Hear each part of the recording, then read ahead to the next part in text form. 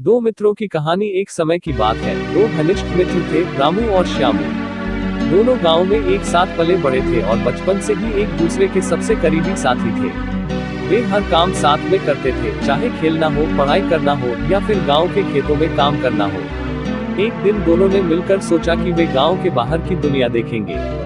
जंगल के पार एक और गांव था जहां वे कभी नहीं गए थे। दोनों ने तैयारी की और यात्रा पर निकल पड़े। जंगल बहुत घना और डरावना था, लेकिन वे दोनों साथ थे, इसलिए डर नहीं लग रहा था। थोड़ी दूर चलने के बाद उन्हें रास्ते में एक भालू दिखाई दिया।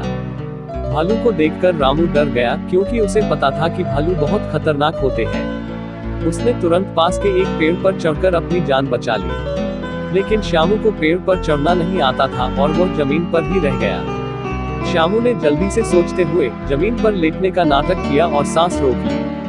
उसने सुना था कि भालू उन लोगों पर हमला नहीं करते जो मरे हुए होते हैं। भालू श्यामू के पास आया, उसे सूंघा और सोच लिया कि यह व्यक्ति मर चुका है, इसलिए उसने श्यामू को छोड़ दिया और चला गया। जब भालू चला गया तो रामू पेड़ से नीचे आया और हंसते हुए श्यामू से पूछा, भाई भालू तुम्हारे कान में क्या कह रहा था?